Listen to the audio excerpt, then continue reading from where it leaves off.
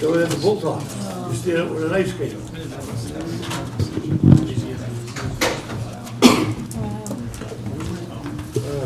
just sit on that sheet and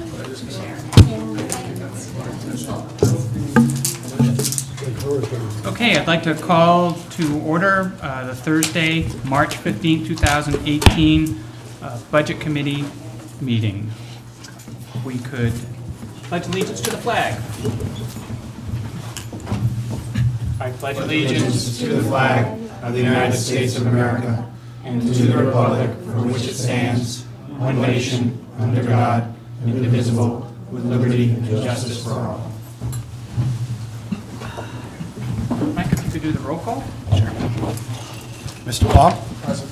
Mrs. Jocelyn? Present. Mrs. Janet? Present. Mr. Leonard? Present. Myself, present. Mr. McNally? Present. Mr. Edwards? Present. Mrs. Hollenbach? Present. Mr. Katz? Present. Ms. Rochley? Present. Mr. Cody? Present. Full house. We have as the first open item in terms of public comment. If there's any from the audience, what I'd like to do is if any are related to the agenda that a public comment would follow. But hearing none, So, Mr. like to welcome. Want me to do it in public No, comment? no, no, or no. as part of Well, that? are you commenting as a citizen or as a chair of the school committee? As a member of the school committee, I don't have the vote of the committee itself, due to not meeting. Okay, great. Well, no, you don't need to address. You can sit Okay. right there. Welcome. All right. So, thank you for letting me speak, and you'll have to forbear with me a little bit because I'm on call, so hopefully nothing's going to happen. So it was with concern regarding good governance and the proper relationship between the governing bodies of our town that I watched the March 1st meeting of the Tiverton Budget Committee. I am sure this concern was shared by the other members of the school committee. However, due to the recent storm, our meeting of March 13th was canceled, and so we have not yet had the opportunity to discuss these concerns. We will certainly do so at our meeting, which has now been scheduled for March 20th. But as I am before you tonight to present our budget, I felt it was incumbent upon me to address some of the questions raised at that meeting by the auditor and the budget committee. Ms. Sahady presented to the budget committee as a consultant without any apparent invitation, at least per the meeting of this committee on March 8th, from a member of this committee to do so. Notably, in her comments, she appears to believe that she was before a subcommittee of the town council, not the independently elected Tiverton Budget Committee. The posted agenda states she was there to present the audit. However, her presentation was exclusively regarding the school department's budget, and she was clear that she was not there to discuss the town audit, but as a consultant. As such, this meeting was not properly noticed and was likely a violation of the open meetings law. I understand the town solicitor has put forth an opinion this is not the case. However, you should make certain that he has reviewed the tape in detail before being confident in his opinion. If in fact the posting did not create an open meetings violation, the discussion which took place in the meeting certainly did violate the spirit of the open meetings law. I will attempt to address some of the issues raised by Ms. Sahady and members of the Budget Committee on March 1st. However, I believe it will serve the best interest of the town for both of our committees to meet to discuss these issues, in particular the fund balance of the school district and our current budget, when the members of our Finance Committee as well as the other members of the school committee can be present. This was not possible tonight and would need to occur on a mutually agreed upon date with proper posting. So with regard to the budget to actual variances in the Hague-Sahady audit as presented by Ms. Sahady, regular actual salaries typically have a significant variance when compared to the original budget, as some special education salaries that are expended through our collaborative and reimbursed by Tiverton are budgeted on the special education sequence of accounts. We don't have the regional special education budget for months until after we are required to submit our budget.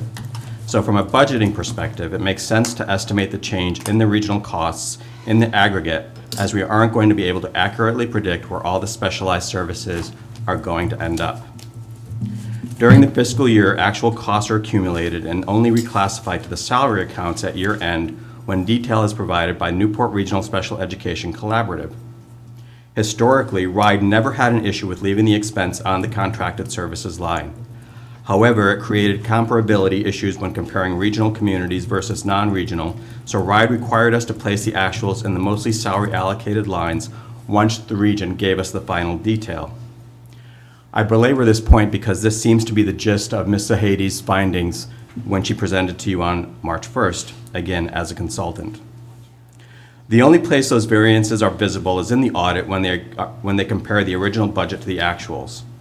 In fiscal year 16, Tiverton School District's Director of Finance spoke to the auditors about how misleading that presentation is, and they agreed to use the updated budget detail in the financial statements. That's why the FY16 variances are minimal. For whatever reason, and it might be worth noting that Ms. Zahady did not do the actual audit. It was one of her partners who did the audit. So for whatever reason, the auditors did not request that information for 2017 was not requested for the information for 2017, so the presentation would be consistent with what they did in 2016. Hag Zahady has been the auditors for the town for the last 4 years, and we have had a clean opinion every one of those years, including this one. No issues were raised with our budget or fiscal management. The IDEA drawdown, and this is special education funding from the state, essentially a pass-through from the federal government. RIDE allows us to use those funds in the years after they are awarded, called a carryover. Since IDEA is for special education costs, our need for those dollars has decreased over the past few years, and we did not have an immediate need to use all of the grant. The carry forward would have allowed us to use the remaining grant dollars in fiscal year 18 or fiscal year 19 if expected special education costs started to trend up. The unspent allocation from prior years actually rolls by default through the Excel grants system. RIDE had not indicated an issue with it, and it was available for our application in fiscal year 18. I am not sure why they made the drawdown during the audit, and I'm not sure why the auditors were in contact with the state regarding this issue or who was representing our interests during those discussions. The wastewater treatment plant reimbursement. There still seems to be much discussion about the town not receiving partial reimbursement from RIDE for the wastewater treatment facility because we did not treat the accounting of it properly. The reason we did not receive reimbursement from RIDE is we did not have a stage 2 plan on file with them and we were not eligible. The reason we did not have the plan on file was we did not have a significant fund balance at the time to spend on the plan or capital to reap the benefit of reimbursement. Plus, $600,000 was being held by the town and the town council in office at that time. The cost of hiring a consultant to guide the process was $30,000, and even the fast track option was 2+ years. We were under a consent decree from the Department of Environmental Management and would have incurred significant fines for the town at the time and we did not have the luxury of waiting that length of time. Unfortunately, this continues to be an issue perpetuated in the local press and by certain other members, including members of this committee, who are not forthcoming, however, on the basis of their allegations. Current required RIDE account for reimbursement. More recently, there are claims we still do not have the appropriate fund to seek reimbursement. That is false. On pages 142 and 146 of the audit, you can see the School Housing Aid Fund. I don't think we can be any more clear or transparent than that. We have always had the fund, but it was dormant during the years we did not have any RIDE reimbursable capital expenses, and it didn't appear in the audit. Most of our capital expenses prior to the fiscal year of 17 were for non-RIDE reimbursable technology as we were getting our arms around the other capital needs. So there was no reason to use this fund.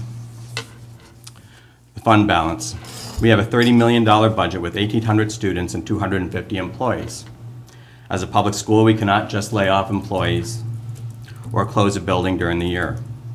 It is also illegal for us to deficit spend. Therefore, we zero-base budget conservatively, but we do zero-base budget. On a $30 million budget, it is not unreasonable to have a $600,000 favorable variance, which we then add to our fund balance. This is approximately 2% of our budget. As we have indicated many times publicly, our positive fund balance began primarily after fiscal year 13, when our out-of-district special education costs peaked at about $2.5 million.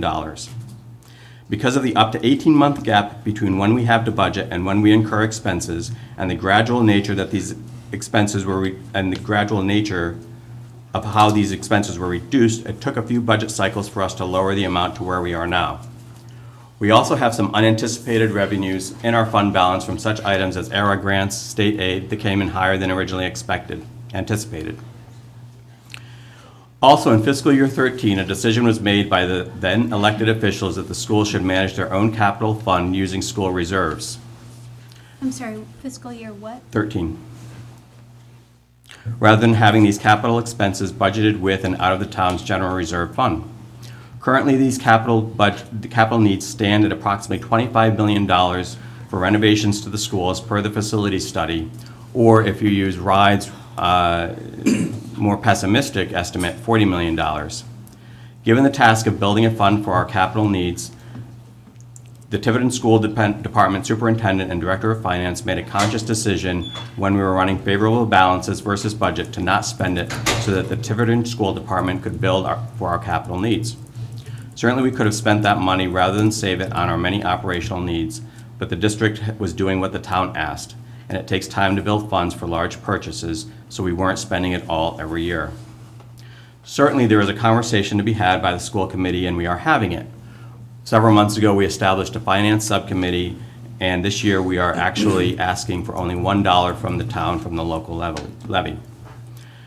We can also have a discussion about an adequate level of reserve for both capital needs and unexpected budget shortfalls when running a school. It is a balancing act. This is why we chose not to ask for additional funding in fiscal year 19, other than school aid from the state. Some specific questions were asked. Can the school department assume payment on the bonds? The schools are owned and the bonds are held by the town. As such, it is my understanding it is not legal for the school department to use any of the fund balance for payments on the bond. Can the money be used to improve the schools? We have a building committee that has been working for approximately the last 4 years through a facility study, an analysis of the facility study, obtaining consultants, and ultimately a bond to replace the schools of the middle school and the high school, as well as the heating, ventilation, and air conditioning. The school committee recently approved the use of $1.4 million for ceiling tiles and lights in the middle school and the high school, not in the original scope of work covered by the bond for the roof and the HVAC. We are also currently looking at renovating the bathrooms in the high school and the middle school. This is actually the only way that any of this money, once allocated to education, can be returned to the town through the capital plan approved by RIDE in 2015. Currently, the fund balance stands at about $4.4 million. $1.4 million is already been allocated in capital expenditures, including paving parking lots, litigation, personal commitments, a truck that was needed to be purchased because the schools act as the emergency shelter for the town, security doors, and many other expenditures, including technology. $1.4 million was allocated for ceiling tiles and lights, as I mentioned previously, and approximately $460,000 will be allocated to operations for fiscal year 19. This leaves us with a total balance of about $1.2 million. I can now present our budget number. Previously, correspondence was received by Mr. McNally regarding our requested budget, which is a total of $30,233,368. This amount includes $6,871,394 in state aid, with a projected increase in state aid of $340,110, and a $1 increase over the local levy of fiscal year 18. Thank you very much.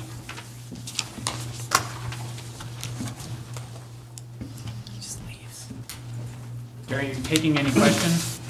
Are you going to take any questions? So, Oh, wait. I'll go back to the beginning of my comments. I really feel it is important that the discussion be held with the full committee, full school committee, and the full budget committee. And we welcome that opportunity to discuss further either the budget or the fund balance or policy going forward. But I believe at this time, without the full school committee and in particular our finance subcommittee, that we should defer other discussion until then. Thank you.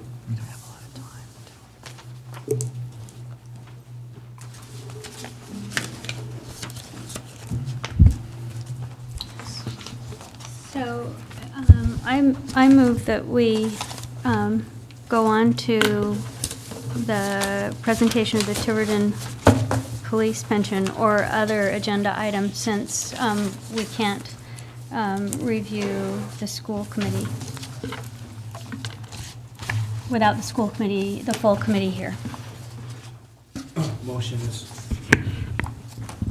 to go to the pension fund discussion. Would that be it? Yes.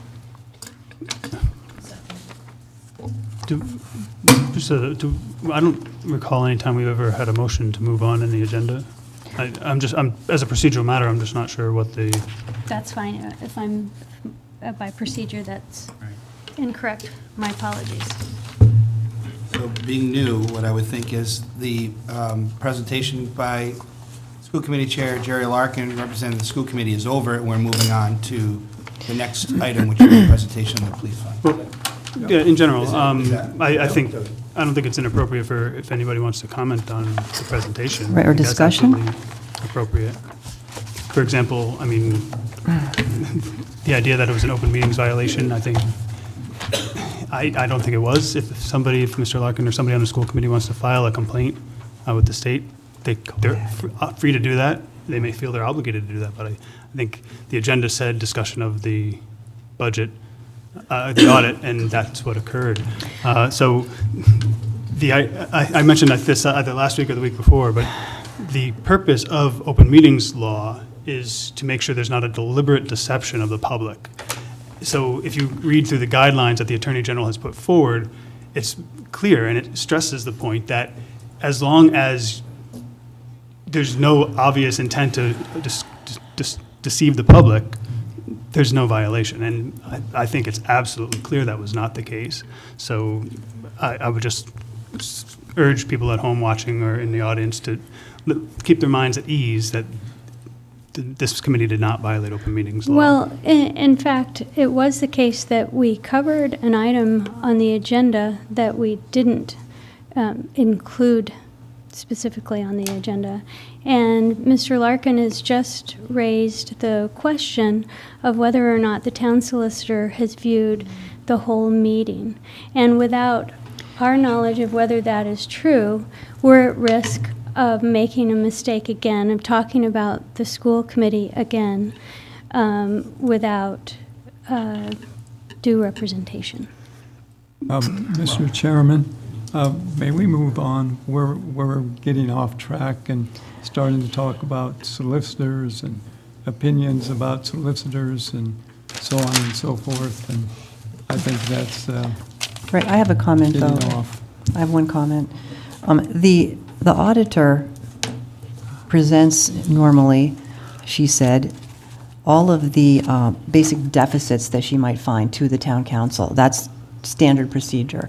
When she comes to a budget committee, she said she would present anything that was abnormal or stands out in normal procedure that was more on the surplus side, so that, you know, that's what is normally done. So she was aware that she was telling the town council what she was telling them, and she was aware of telling the budget committee what she was telling us. So she probably, the only misunderstanding is maybe she thought we got the information at that town council meeting to us, but it didn't come to us from the town council meeting. But that's normal for her. She wasn't under any misunderstanding. That was normal procedure, just to let you That's know. your opinion. She said that. Well, I would like to, we covered this quite thoroughly last time. I would like to take up the school committee on the offer as we go through in the coming weeks to be able to talk more about this. We do have, per the dates, in terms of the 17th is when we have the finalized request from, or the submission by the school committee that's in now. That was what was handed to us last week in terms of what their total amount was. May I ask, I thought this meeting, in this agenda, we were going to be discussing the school committee's budget.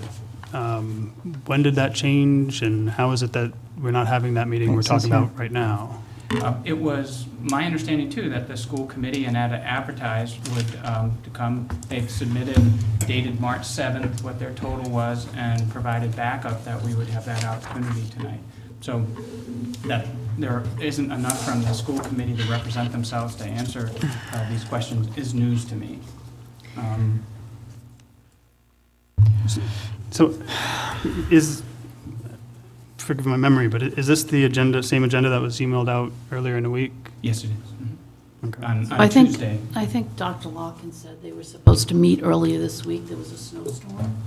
It got canceled. They weren't able to prep for this, so I was asking for a continuous.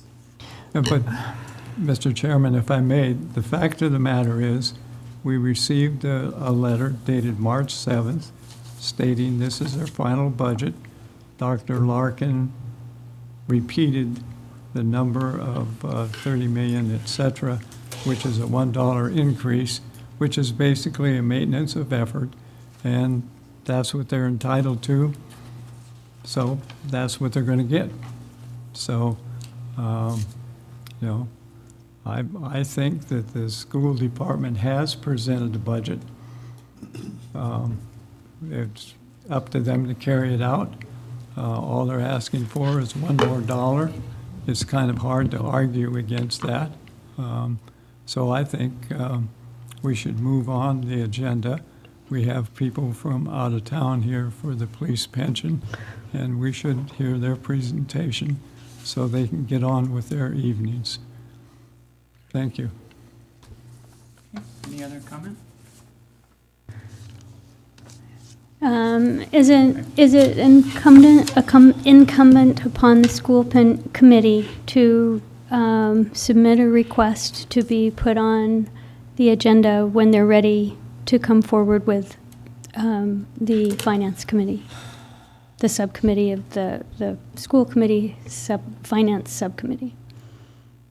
Is it, I'm sorry, say that again? Is it so if the school committee wants to discuss their budget with their full committee, do they need to just request to be put on this agenda for Well, I think- another meeting? I think it would be the will of this body is to say, do we want the school committee to come back to help us? We have a submitted budget and some backup in terms of where they've come up with that. There's certainly the issues that we've already talked about. So if we still would like to talk with them and they're willing to come, then we can make that request for a future meeting. I'm in agreement with Cecil that they asked for the level funding, and there's really not much else we're going to see or get. So I don't want to waste much time in worrying about what was, and we have a lot to do. I think we should just move forward. If they want to schedule something with us, I'm not opposed to doing it. I just would like to kind of move on. All right, with that, then I'd like to move to the next item. We have two representatives from Washington Trust, Joan Kane and Jean McCabe. And they'll be talking about the police pension fund, and in particular, sort of how that fund is done, assumptions that are built into the Thank you very much. We won't go through all of this, I promise.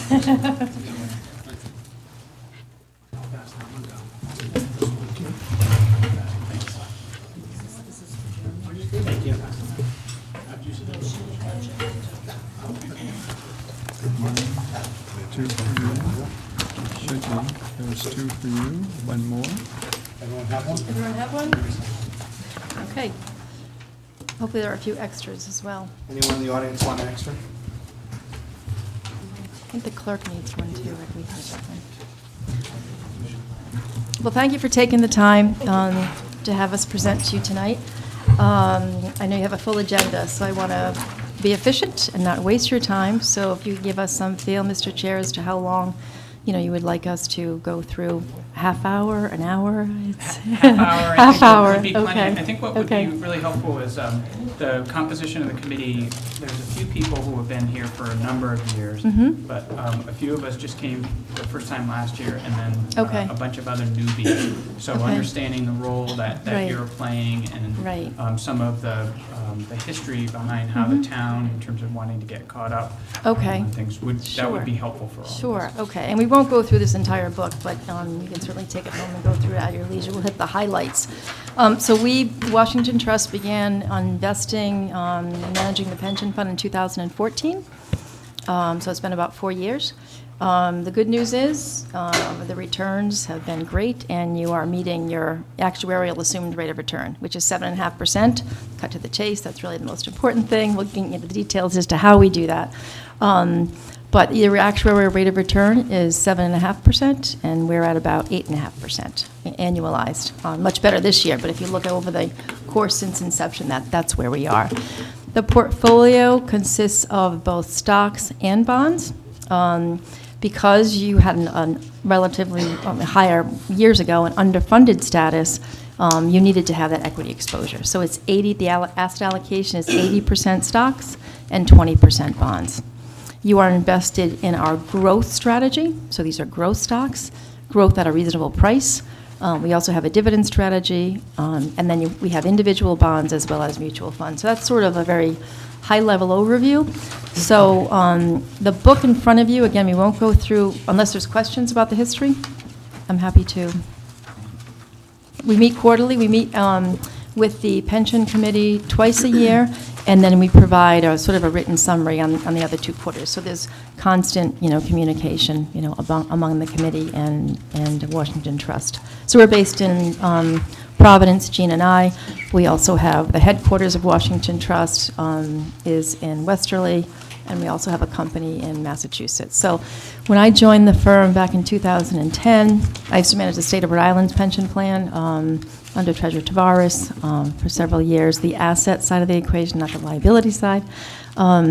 We had about $3 billion under management, and now we have about $6 to $7 billion under management. So we've grown. So I would say probably 1/3 of our business is institutional accounts, like municipalities, endowments, other pension plans, and then the other 3/4, more or less, is individuals. Question? Yes, thanks. Is there any way you can provide the performance from 2014, 15, 16, 17? Oh, yeah, we like have that in here. What page is that So, on? yeah, so if the first part goes through what's happened in the market, just to give you an update, but let's jump right to your question. So let's go to the tab that talks about performance. It's the second tab. And we should jump back to the account detail, because that shows you how we got there, how the pension plan is invested. So so I'm on page 19, and then we'll jump to your question on page 20. So this is 8 months. So your fiscal year is June 30th. And so this performance is for the 8 months ended February 28th. Okay? You can see your bonds were down 20 basis points. That's a factor of rising interest rates. So whenever interest rate rise, bonds come down. While it's down, we did much better than the comparable benchmark, which on the bottom half of the page, you can see the Barclays U.S. aggregate bond was down 1%, and the Barclays Intermediate Gov Credit was down 1.1. So while down, we did much better than the indices. Your stocks have done phenomenal for the 8 months, up 14.4% compared to the indices down below, 13.5 for the S&P. Dow Jones Select Dividend Index, these are just comparable indexes, down 6.2. So, we're outperforming the markets. And then, so your total account for those 8 months is up 11.5%. On the next page, this is where we can answer your question on the annualized returns for the latest 1-3 year. Usually we have a 5-year column in here too, but since we haven't been managing for 5 years, we just have the 1, 3, and since inception. So if you look at the latest 1 year, so this is 12 months, February 2017 through February 2018. If you look at the total return account, it's the second to last row. Your portfolio is up 15.5% versus a benchmark, if you were to index your portfolio, 13.5%, so a 200 basis point outperformance. The latest 3 years, you can see we're up about 8.2%, slightly behind the blended benchmark of 9.1. Dividend strategies happen to do pretty well in previous years, particularly 2016. And then if you look at that last column, which is probably the most important for you, the annualized return since inception, your total account is up 8.7%. So that's, over 100 basis points ahead of your assumed rate of return of 7.5%. Thank you, sounds good. Okay, okay. So, but this shows that the last year was the best year of the 3 or 4 in performance, pretty Yeah, much, so dividend strategy, so you're in the growth strategy, and so that's doing really well this year. And then the other stocks that have done very well, especially in 2016, were dividend strategies. So this is what happens. One particular style is in favor 1 year, and then it's behind the next year. Right, the market changes too. Yeah, so, right. And the yeah. other important thing to mention is you do sort of have some of that dividend exposure because you have a healthy allocation to some index funds. About 44% or so of the portfolio is in index funds, so large cap, mid cap, small cap, and international, which we think is a nice blend to have. It just gives a little more diversification to the portfolio. Thank you very much. Yep. So is this net of expenses? This is gross, because that's whenever you're comparing your portfolio to an index, that's the appropriate way to market. But what your fees are, because it's a relatively large portfolio, it's about 13 million right now. I think that we ran the numbers as of February 28th, they're about 12. So your fees are 61 basis points. Very competitive. Okay. Yeah. So, but it would be, in general, it would be the net of expenses and fees, that would be the discount rate. We would want to beat the discount rate. Is that correct? That's an actuarial question, because I think the assumed rate of return, I'm not sure if it factors in net or gross.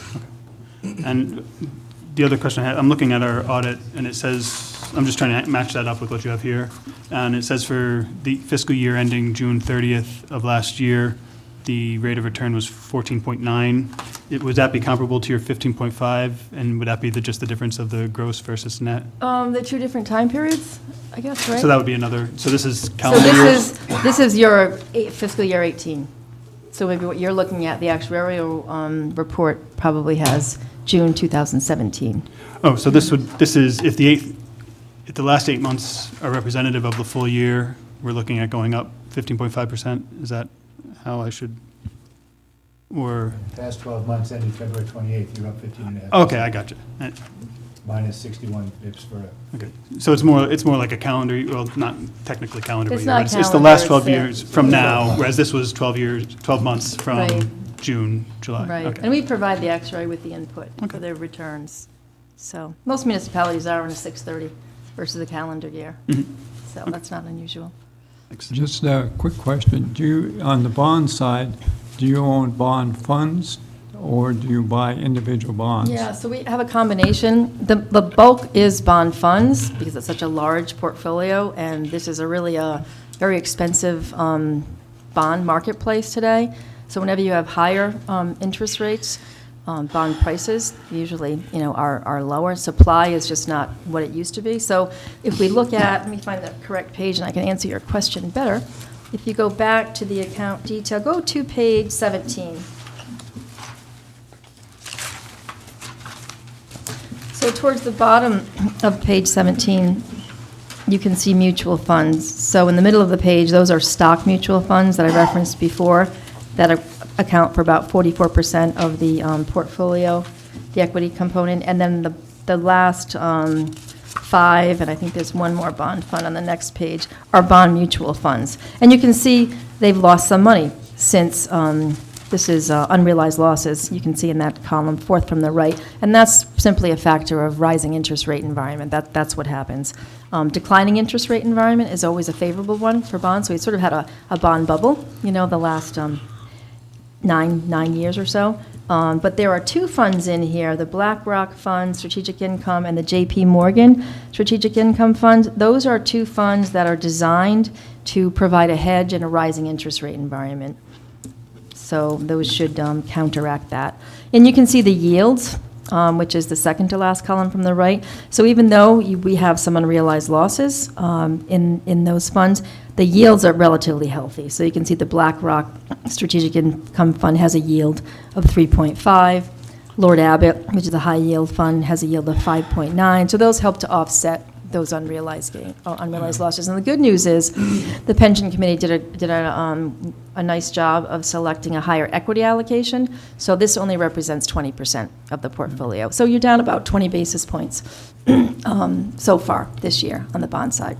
Yeah, but that's an unrealized loss, and as long as you don't sell, Right, you haven't lost anything. Right. And you're still getting the dividend flow. right. So in a manner of speaking, you're relatively indifferent to what the market fluctuation of the mutual fund is doing, because you're holding fast and collecting your dividends. That's right, if or you're right. interest payments. The coupons, yeah. So Yeah. if you're a buy and hold investor versus someone who has to trade, So that's absolutely right, the- yeah. The fund fluctuation can Right. be a We don't little like to see misleading. negative returns, but that's what's happening in the bond Yeah. market. But as we showed you on the performance page, we did much better, negative 20 basis points versus negative 1.3 and 1%. So, and we do expect probably 3 more rate increases. Jean, you can chime in anywhere you want here, by the Fed. And so what we try to do in that kind of environment, when interest rates are rising, we try to keep the portfolio, it's very, very high quality.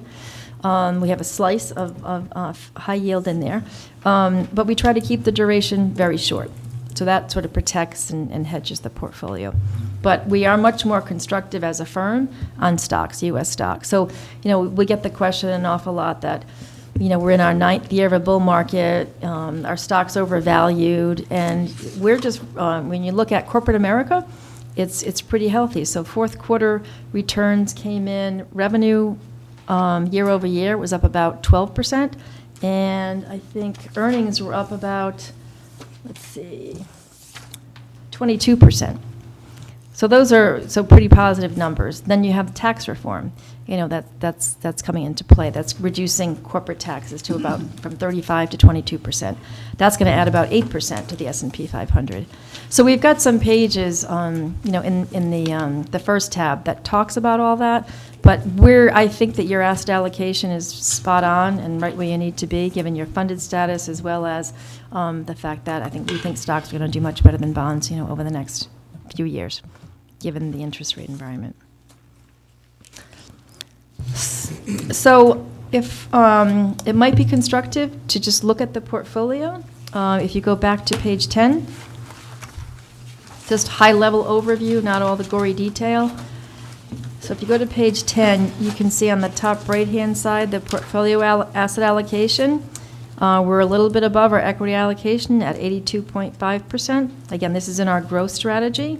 Just below that, you can see very small cash position, less than 1% of assets.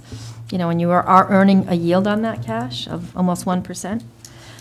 Top left, you can see this is a summary over the course of the last year, since February of 2017.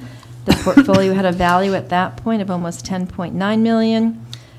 There were some withdrawals of 62, and you have unrealized and realized gains of about $1.4, $1.5 million. So the value at the end of February was 12.5. Today, it's closer to 13. Okay. High-level overview on the next page is stock allocation, page 11. So we show you the top 10 holdings. We're very well diversified by industry sector as well as by stock. You can see the first top 3 are index funds. So that's where you get your passive exposure. And then on the bottom left, you can see the industry exposure. So we've always placed a lot of emphasis on information technology, and this year financials have had a nice run, so they're at about 7.6%. The top in that industry sector table, the very top row says non-applicable. Those are just the ETFs or the index funds. Again, you can see we only have 2 individual bonds in the portfolio. The rest, about $1.8 million, is in bond funds, very high quality with short duration. And the following pages show you all of your individual holdings. They're arrayed by industry sector. You can see market value, cost, unrealized loss, and it's all summed up on page 18. So you can see the market value was 12.5, total cost was 9.8, and so you have an unrealized gain as of February 28th of $2.7 million.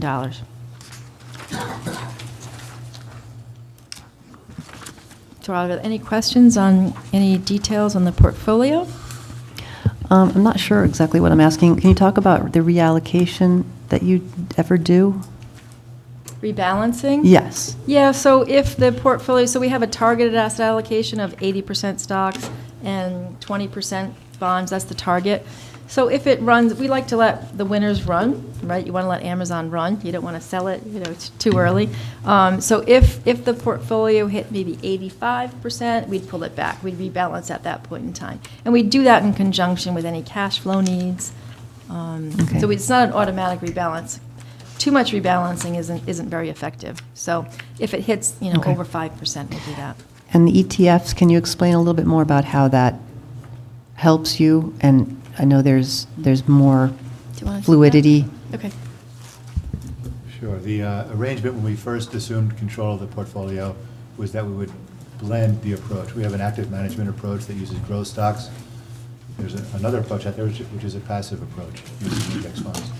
So the town council elected to kind of split the approach here with the pension plan and ride it both ways. So we have the SPDR, we have a mid-cap, we have a small-cap ETF, exchange-traded fund, which gives us broad representation in those different market sectors on a passive basis. They'll just mimic the index, mimic the overall market behavior for that portion of your stock portfolio. Exchange-traded funds, a couple things about them. They trade all day, unlike a mutual fund, which you can only get in or get out at 4 p.m. Very low commission rate for us to buy or sell shares of the ETF. It's liquid all day. And it gives us broad exposure. So it looks like a very large holding in relative, on your top 10 list, they all appear on the top 10 list, but they're totally diversified holdings, each one. And so they do buy and sell during the day when they need to. Okay, Correct. okay, thank you. Even though has a passive strategy, you're saying you still take advantage of the ETF fluidity that you can buy and sell all day? Like Joan said early Okay. on. Just a little confused. 2017 was a great year for growth stocks. 2016, a great year for dividend stocks. Over the past 30 years, there have been times when a passive approach has beaten an active approach, and vice versa. You can get hot, you can get cold as an Okay. active manager. What the pension plan is doing is keeping that weight on the passive side. So you're always going to have some market representation and do what the market is doing. And then with the other half of the portfolio, not taking a chance, but taking a chance with our active approach and our growth style. Okay, thank you. Just on page 10, under net contributions withdrawals, am I reading it's negative 62,943? That means that what the town and employees put into the fund was that much less, or was that much less than what was taken out in order to pay benefits? Is that how I should read that? I'd say so, yes. Okay, and would that include or exclude any additional money that they're putting in there as part of the, to catch up on the payments? I'd add one thing, Justin, on that. The withdrawals would also include our fee. Okay. So it's pension, distributions as well as a fee to the manager. Okay, and would the contributions being calculated here include any additional money we're putting in for amortization, or is that somehow pulled out of that number? Yeah, I don't believe there's an amortization number factored into that. Okay. So in effect, we would have, assuming we have amortization funds going in to catch up, we're actually putting more than that in, is that?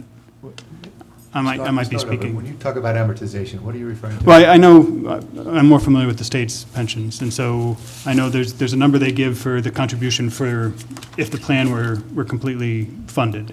And then they also give you the number for what they're also putting in, usually a lot more, in order to amortize over a certain number of years. So the ARC plus a supplemental. Right, right. So would this negative 62,000 include that additional funds, or is that somehow not calculated into this number?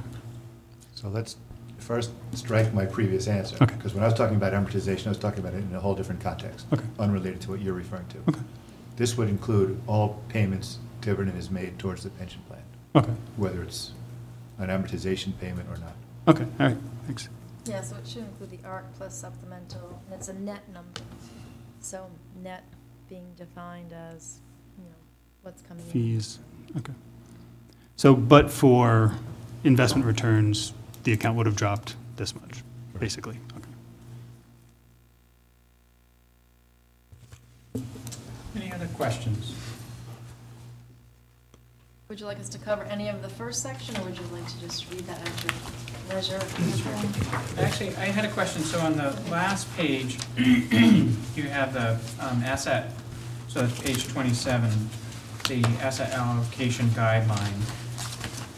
Am I correct when you talked about, so the strategy that the police pension board has been in a growth strategy? Yeah. Is this the same growth objective down at the bottom, or do I have different, are they different? So when I say terms? growth objective for your portfolio, I'm talking about our stock growth strategy, where we have a committee that selects individual stocks to buy or sell. We need one. So that's our proprietary strategy. It's like a mutual fund. It's a proprietary strategy that Jean sits on that committee. This is more like very general, not specific to your fund, asset allocation guideline for an individual or an institution. So you, based on your asset allocation of 80% stocks and 20% bonds, you would fall into that growth asset allocation strategy, not our stock strategy. Okay. So when you're trying to assess, I'm sure that the customer might always be right, but it's trying to help them understand what strategies they should have. So right now, in a position where many pension funds are trying to catch up at all, there's a bias towards being more aggressive on your left column, correct? At what point do you advise clients to say, things have been going pretty well, you're pretty exposed right now in terms of risk, in terms of things going where, so how much do you as investment managers tell your clients how to think, what to think, how to approach, to analyze this? Well, it depends if it's a pension plan or an individual, So, obviously. say a pension fund. plan. So we manage, as an example, on what used to be called EDC, but Rail and Commerce Corporation. Mhm. It's almost fully, well, it is fully funded now, so they're thinking about annuitizing. But they have, because they were underfunded many years, they've made their contributions, as you have been doing. I think they had a 60% stock allocation and 40%. So now that they are moving towards fully funded, we will increase probably the bond allocation, or maybe even annuitize it. So as you get towards fully funded status, then you can move into more of a fixed income product. When you're underfunded, you have no choice but to have a higher equity allocation. If you think about it, I mean, anything can happen in a very short period of time in terms of stock losses or gains, but over long periods of time, you should expect to earn somewhere between 3% and 4% in the bond portfolio, buy and hold investor, somewhere between 7% and 8% on the stock side. And again, you have a lot of volatility, intra in those 30 years. But, so it's almost double. Your stock return, expected stock return is almost double what you would get in bonds. So that's the way you catch up and get closer to your funded status. If you're just in bonds, you might not even, make a return to keep up with inflation. So underfunded, you have to have a higher equity allocation, and as you get closer, you can have, maybe you do treasuries instead of corporate bonds, but definitely more of a fixed term allocation. Do you have anything else to say, If I Jim? could, so it's a great question, and an 80% stock allocation is certainly an aggressive position, and you don't want to be sitting in 80% stocks if the market tails off. It's a combination in the answer, how we get there and how we stay there, and when we might back off away from it. But that investment policy statement that's agreed upon between the client and the manager that tells us the client wants 80% for whatever reasons, we're going to kind of try to stick to that. If we look at some of the pages in the book, if you go back to page 4, which is just a brief snapshot of kind of a summary approach to looking at the economy, the center columns, short-term and long-term trends in these different areas, which we can monitor on a weekly basis as economic statistics are released. It's overwhelmingly positive on a short-term and a long-term basis. Gives us good confidence that the economy is strong. When the bull market is 9 years old, the expression is they don't die of old age, they die of a recession. And we just don't see a recession on the horizon. So it gives us more confidence at 80% equities that we're okay for the time being. On the next page, page 5, the outlook for bonds, the outlook for interest rates, which determines how bond prices will trade. The column for the 2018 year-end projection, we see rates rising here based on the Fed's comments about 4 interest rate increases this year at the short end, based on the labor market is tightening. There's been some wage growth pressure. It looks like interest rates are moving higher finally. That's not good for bonds. We wouldn't encourage clients to move into bonds today. And then if we flip to page 7 and get back to the stock market, and there's a column there for 2018, and we see corporate earnings growth of about 20% in 2018, which justifies higher stock prices. And we see a band for the S&P 500 to trade at 2,900 down to 2,300. We're within that band. There's upside to that band. Gives us confidence, again, that the stock market can work higher this year based on strong corporate earnings. So we look at that 80%, strong economy, not just in the U.S., but all the worldwide economies are growing. That feeds on itself. Stocks appear to have room to go up. Bonds have room to go down. At this point, we wouldn't advise you to pare back the 80%. God knows what happens when the market opens tomorrow, but on paper, 80% looks like the right place to be. So if in general you expect equity to go up 7 to 8% and bonds to go up 3 to 4% or some other fixed income strategy to be much lower, let's just say, then how can any mixture of bonds and equities produce a 7.5% return in the long run? Well, what I referenced of 3 to 4% is over a very long period of time, say 30 years. But again, they're up 14% in stocks this year, so. But what's our amortization period? Is it still 24 years or is it? We're not the actuary, we're the asset side of the equation, but it's 20 plus something. 20, so would that count as long-term? Yeah. So you would expect, so the question still kind of stands though, right? Because if 80% is expected to come in between 7 and 8% and 20% is expected to come in, say 3 to 4% for the sake of argument, how do you get to 7.5%? You don't. In the short term, on a forecast basis, you don't. But we were here a year ago, and we had the same kind of sense of numbers, and the market ended up rising 20%. So we don't know, but we stay in the game because good things happen long term if you're a stock investor. But in the short term, you're right. It's going to be very difficult for any municipality or any pension plan to meet an actuarial assumption. Especially if it's 8%. I think most of them have taken it down. You're at about 7.5, which is probably the general consensus. Some might be at, I don't know what the states are, the states at 7.5 or 7.25. So I'm still not, so in the short term, obviously, it can go up or down a lot each year, but in the long term is what we're talking about here. And so in the long term, you're looking at 7 to 8% for stocks, 3 to 4% bonds. That doesn't add up to 7.5% in the long term. Correct. So what justifies the 7.5? Well, we had this discussion last year, right? The tolerance for risk and the fact that taxpayers can supplement. The actuarial assumption, We don't determine that. yeah, that's not our end of this. Okay, no, I'm just, well, as you advise the investment, because we were just talking about the advice for investments. What we've done with them in the past, I think what we've done is we've provided them with historical returns, the actuary. And then they've taken it and said, okay, and the state does this, I did this when I was at the state, if the historical returns are 8%, based on whatever asset allocation you have, then it's fair to say that 8% is the assumed rate of return. So would 80/20 be about as risky as you would ever advise? It all depends on cash flow. Every pension plan is different. Some might have a lot of cash outflows. So we'd have to have a higher fixed income allocation there. So it all depends, it's very individual to the pension plan. 80's high. Okay. And any other questions from the Budget Committee on advising? In our dockets as we're looking, and this isn't relevant to the investment managers, but the police pension fund, there's a line item for what the town has decided is to put into it to catch up. There's a $700,000 a year, so that will be one of the inflows in addition to what the individuals contribute in there. So, but in terms of management, I think this is the pension fund that the town's on the hook for, is having a management firm. And some of the assumptions, we know that even last year were wondering what was going on. Obviously, a year later, we did well. So if there's any other questions, thank you very much for your time. Pleasure. Appreciate Thank it. you for having us. Mr. Chair. Oh, sorry.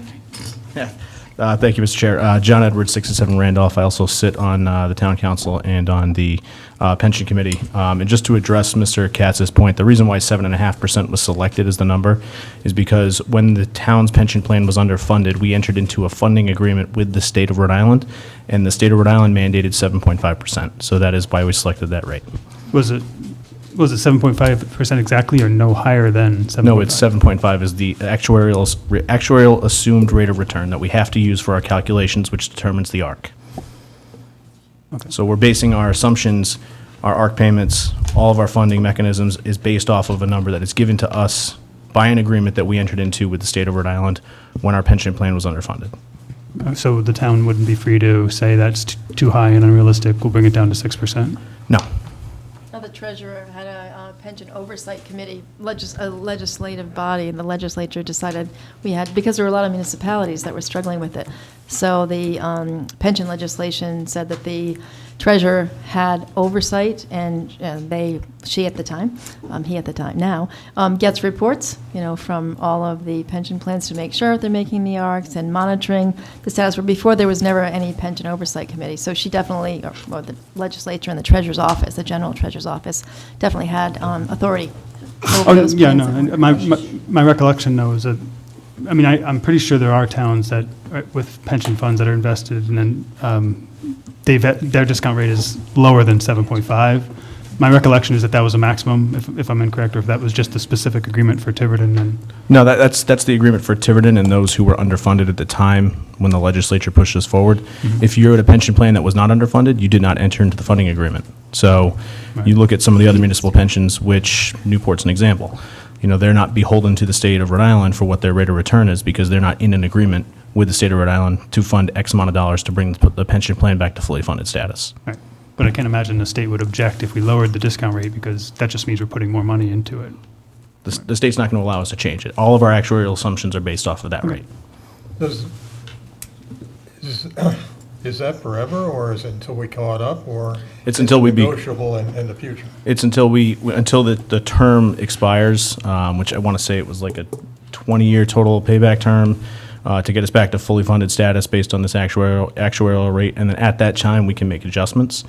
So the reason why you'll see the ARC number came up is because we jumped our actuarial assumptions up based off of newer mortality tables, which people are living longer, therefore more money needs to go into the plan. So if you recall, a few years ago, it was like 600,000, 550,000, now it's at 700,000.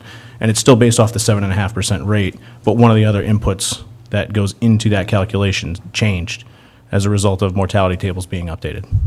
So it's a 20-year agreement. 20-year agreement. And then after that, we can change it, provided, of course, we don't wind up being underfunded again, in which case we'd have to enter into a similar agreement. Either that, or we would have to turn the assets over to the state, which is a very bad deal for the town. Yeah, we don't want to do that. When did we enter into that agreement with the state? What year? It's before my time on the council. I would say that we're a few years, right around the same time you guys were hired, I think. So we started in 2014. I think it was just before that. So it was 12 or 11 or 13. Yeah. And they're tracking the, and you guys have actually made great progress because you've been contributing and because the returns have, so you've really made great strides in a very short period of time. We're still in this for a number of years. I mean, you're in this pension plan for pretty much forever, unless you were to turn it over to MERS, which, as you have probably seen in the numbers for MERS did not do such a great job with our investments, and our contribution jumped up significantly. And we're beholden to the state to make that contribution, so we have to make that contribution. So that's part of the reason why you don't want to turn the assets over to the state. We have more control when we hold the assets. Questions? Great, thanks again. Thank you. Thank you, Thank guys. you. Thank you very much. Mr. Chairman, if I may, there's been several references to ARC. That stands for Actuarial Recommended Contribution. Thank you. Okay, the next item on the agenda is to discussion of the revenue estimates. There's a new document coming around.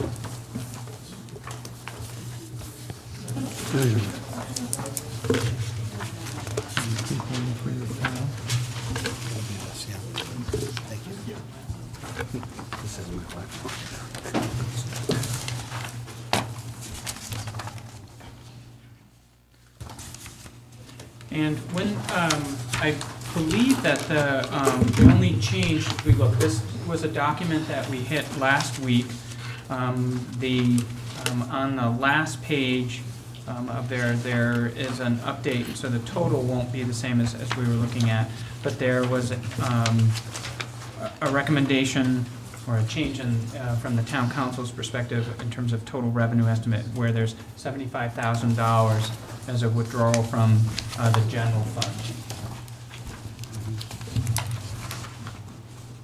And what I wanted, I felt that when we looked this over last week, it was given to us, and it was something, there were questions, I thought there was healthy discussion, but the hope tonight would be is that if there are any further questions that anyone had about specific revenue items, that we had some time to digest what was given to us last. So we have the town administrators here and town council, if there are any questions that people had regarding revenue. It's on midnight.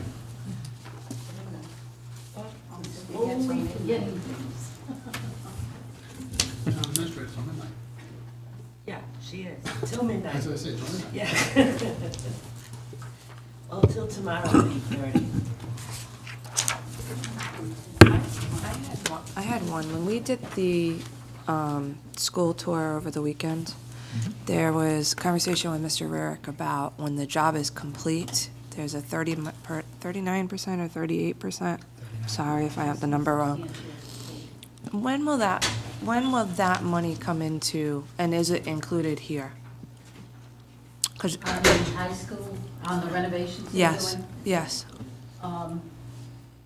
This renovation aid, I believe she does have that in there, and that is contingent upon it being But it's not the number substantially that he complete gave us.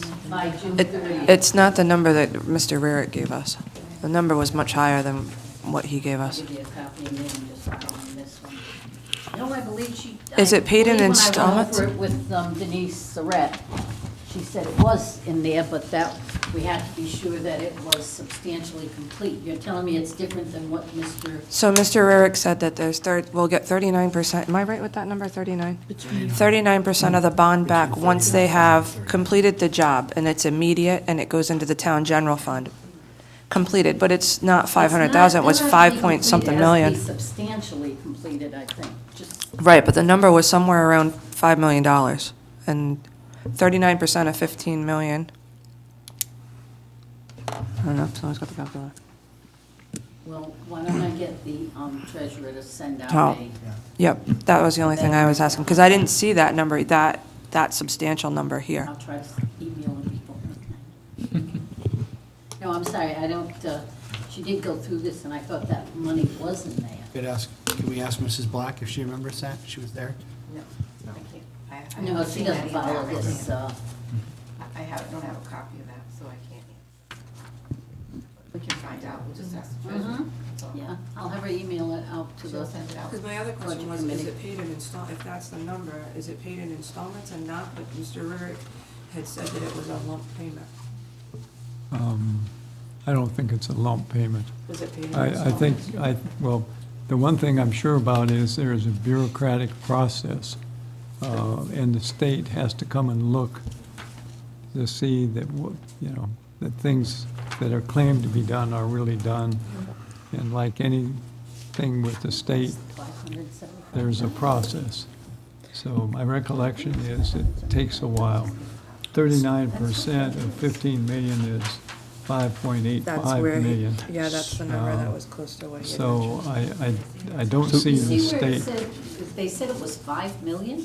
That's what Yeah, it was said, it was 39. 39% of the 15 million, did I miss? But that's going to be paid out over a period of time. I would be amazed If they that lumped it. that if all that happened in the coming fiscal year. It has Tiverton Middle School and high school renovation aid. At 500,000. Yeah. We're talking about the school housing, The roof bond, No, she's talking about the bond. right, but that would be the That's school school housing housing. aid. right. There are two, my understanding, and I wasn't at that meeting, so I don't know if this was what he's, there are two buckets there. One of them is for bonds and long-term anticipated things that goes through Rhinebeck, Rhode Island, in the Rhode Island's bank essentially for this sort of stuff. So the money might get released to them, but I think then they calculate our annual payments based on the full amount of the bond, so I don't think we In the would, debt service. in a debt service. So I don't know that money would come into our budget. I think we're paying the 575,000 or whatever it is annually, and that's just the plan. However much is released to Rhinebeck, it doesn't much affect us. The other bucket, of course, is the stuff that, additional capital expenses that are reimbursed, and that comes directly to the town. The question that I asked specifically on that visit was, when that rebate was mentioned, and then, I don't know if I'm using the right word, rebate, but when it was mentioned, I said, well, does that go back to the school department? And the question was, no, it goes to the town general fund. Because it's on the bond. So because it's on the bond. So and I remember looking at this and going, that number was nowhere near. So I didn't know if it's gonna come in another fiscal year, and whether there was any plan for that money, if it is indeed that dollar amount, whether it would go to the other bond aid that we had to help pay that down, or if it's just gonna go in the general fund. I would think that was all anticipated as part of this whole process, and that's probably just goes through Rhinebeck and doesn't really affect our, I think she's already got it reflected in the debt service, but let me have her send out, she's very good about putting that out. Let me have her send out a spreadsheet. I don't want to speak for Denise. Thank you. Without her being here. She's very good about it. She'll get something out tomorrow, I'm sure. Could you, so looking on, I guess it's the last page of the revenue estimates, is these different categories is generally what's in each one of them. So I'm talking about, so it's 4701 saying operations aid, the forecast for FY '19 is $6,759,000. So, and then there's a high-cost special ed number, then the school aid. Could you just at I that? think she broke that into two categories this year, Denise. Again, I don't want to speak for her, but this is what my understanding from her discussions with me. She separated that. It's usually all put into the operations aid, but this time she put the special aid, listed it separate. Because on the sheets that they get the aid from the state, this all comes down, it was showing it separate. So she listed it separate. But as Same a, thing with the school housing aid. There's a sheet, I don't know if she gives you that as backup. If she didn't, I'll see that she sends that sheet too. All it is that the state sends down a schedule of what you're gonna get in aid on each of these accounts. So I could have her attach that to the memo tomorrow. but operations aid in that line would be all state aid for both the school department and the municipal? No, this is school, this is all This would be school only? If it came through municipal, it would be like revenue sharing, things like that, or the. Like municipal incentive aid? Hotel tax, this Right. public service corp, that's all municipal. So this is all school? Right, that's all school, 47 to 49, that's all school. And I'll get her, she'll explain it better, and she'll get the backup sheet. Okay, down below that, under, highlighted in yellow here, under 4706 OLIS reimbursement, library debt service reserve, is that a percentage of the sale of Essex being used for?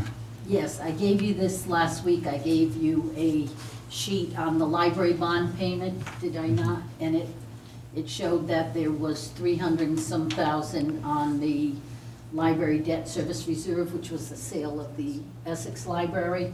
And so what we've shown here is to say, for this bond, for this year's payment, the net was going to be 202,000.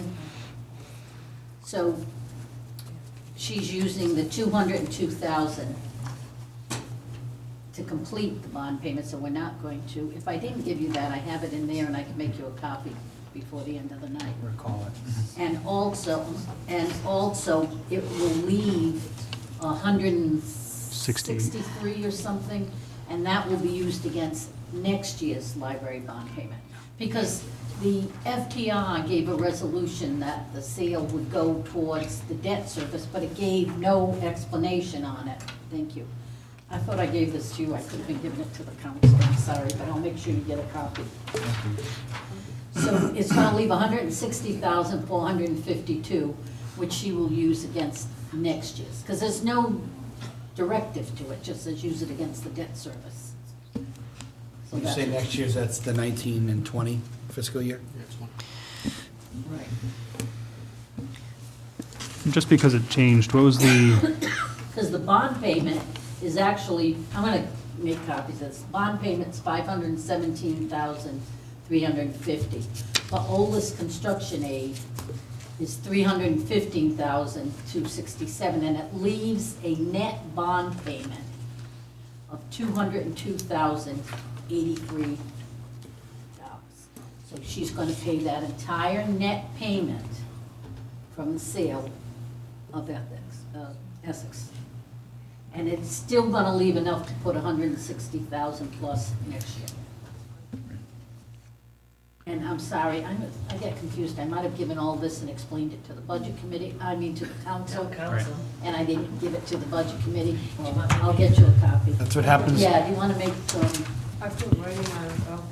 That's what happens when She'll you, write out when you the have a writing. bunch of jobs at don't one pay time. attention to the writing. Only have it a few more hours, so you better hurry up. so in essence, the 202.83 was the maximum that It's the net that could be amount used due from that? after the OLIS construction aid, the library construction aid. The new item, the $75,000 withdrawal from general fund, what's the? Yeah, it's not really a new item. It was voted on the March 3rd council meeting. When I gave you the revenues last week, because it was voted beyond the revenue sheet, I hadn't added it in, so I wanted to make sure it got in. So is The that- council voted to apply 75,000 from the general fund reserve to include it in the revenue figures. So is that included in the sheet that we had for calculating the levy, or is it, this would change that number? No, it's not included in the sheet of calculating the levy. So would Because that's a the, moving target, Justin. That's gonna change with everything that, no, I'm Then just trying to, change I'm just it, trying to so, figure out yeah. what goes to what. So, Yeah. so with this change, the 1.84% increase would go down to 1.64%, basically? it all depends on what the final one, you know how. Right, but And the, yeah. But it wasn't just a clerical thing where this happened to be behind this document. No, that document that Dave That applied to the revenue that completed received last week. was, yeah, there's nothing, it's not done after the fact. It was done on March 3rd, and just not calculated. Okay. Because that document was done really for the March 3rd meeting, Right. so it gotcha. never had the impact of the sign. Nancy, what are the impact fees? The impact fees are it comes from the building official's office, and they put an impact fee on new construction only for eligible construction that the town is doing. So in other words, if the town were building a new school, those that were doing new construction after that point, that would be considered an impact on the schools. So I want to say right now, the impact fee is $2,100. I could be off, but I think it's 21 or 2175. I think it's something like 2175. And the only things that are under the impact fee now, because we couldn't get the schools under it, the new schools are not under it, right? Oh, they're- Bourneville, we couldn't get, right Bourne- at the cost, we couldn't get Right. them in it. Yeah, they slid right through. So, okay, so So 2175 it's would what's put on new be construction. on the new house, Yes. not a new business necessarily. And there's a whole scale to it that comes from the building official. So I'm not positive with all of it, but it does, there's a whole scale on it. And anything we do new, like if we were to build a new fire station, that could be utilized on the construction impact fee. The schools were the only one that got in that. Yeah, because the library What's the did yellow not. for? No, Is that the yellow? library What's didn't the get it. yellow mean?